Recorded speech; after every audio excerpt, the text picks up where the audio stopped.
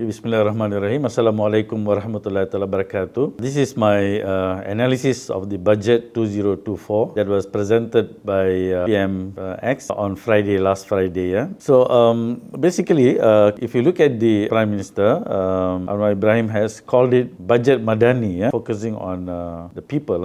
So if you notice, it is the total amount of 393 billion. That will be the amount that it was presented for spending, expenditure. So 393.8 billion will be spent, but the total revenue, hasil yang akan dikutip adalah 307.6 billion. Out of the collection, the government needs to pay expenditure for operating expenditure sahaja 303.8 billion. Kita katakan defisit lah. Defisit yang perlu dipinjam dari punca-punca yang luar. Bajet ni pada pendapat saya adalah satu bajet yang bagus, very comprehensive dan tepat pada perkara-perkara yang perlu dibelanjakan lah. Satu objektif bajet adalah untuk menaikkan taraf hidup rakyat dan memberi keselamatan kepada rakyat. Peace and prosperity. Peace and prosperity by reallocating resources in the country to tujuan bajet,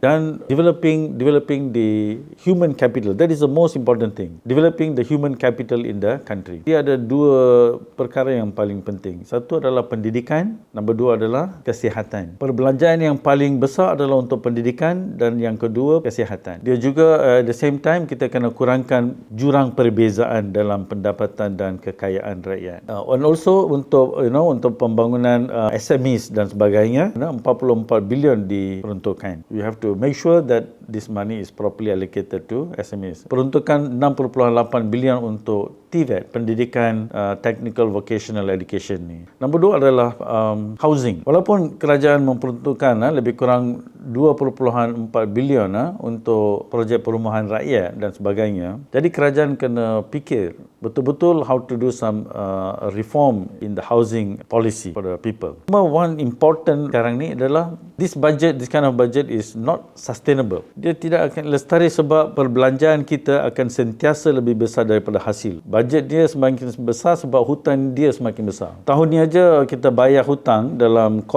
operating cost tu 303.8 bilion yang saya sebut tadi tu. 49.8 bilion, hampir 50 bilion adalah untuk membayar balik hutang lama. Saya suka bagi tahu biasanya kita tak boleh bayangkan berapa besar 1.5 trilion tu. Jadi saya bagi satu contoh Kalau kita bayar balik, kerajaan bayar balik 1 juta ringgit setiap hari. Setiap hari bayar balik 1 juta, artinya 360 juta boleh dibayar balik dalam 1 tahun. 365 juta ringgit dalam 1 tahun. Agaknya berapa lama kita akan ambil untuk bayar balik 1.5 trilion tu? Kalau kita kira-kira, ia akan mengambil tahun lebih daripada 4,000 tahun. So we know such a situation is actually unsustainable. Bajet dia bagus tapi hasil dia tak cukup. Hasil negara tidak cukup. Jadi betul even Perdana Menteri waktu ucapan bajet tu dah katakan kita kena cari hasil baru dan juga kena kurangkan perbelanjaan sektor-sektor yang kita boleh kurangkan dan sebagainya. Betul lah. Di mana kita nak cari hasil baru?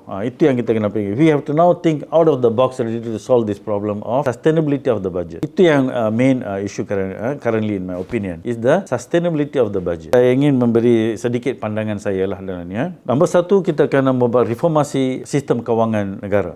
Kita kena first make most of the banks to be actually owned by the government. Nationalize the commercial banks. So that any money that is created in the economy publicly, for the public, not private. Yang kedua, the payment system. Sekarang ni banyak scammers around. So kerajaan perlu take full control of the payment system in the country. So that will bring in huge amount of revenue for the government. Number tiga, move towards wakaf economy, wakaf based economy. So sistem wakaf ni boleh memberi banyak, reduce the expenditure for the government because a lot of public expenditures can be actually handled through wakaf. Dan yang keempat ni, baru-baru ni Perdana Menteri sendiri mengenai dinar emas. Dinar emas is another powerful way of actually solving the problem. Bila kita gunakan the measure of value is gold for domestic and international trade, katakan international trade dan for domestic use, it can bring wonders. So alhamdulillah, at least the kerajaan boleh nampak kita perlu buat benda-benda ni supaya bajet pada masa depan boleh menjadi lestari ataupun sustainable dan menaikkan taraf hidup rakyat dengan lebih baik lah.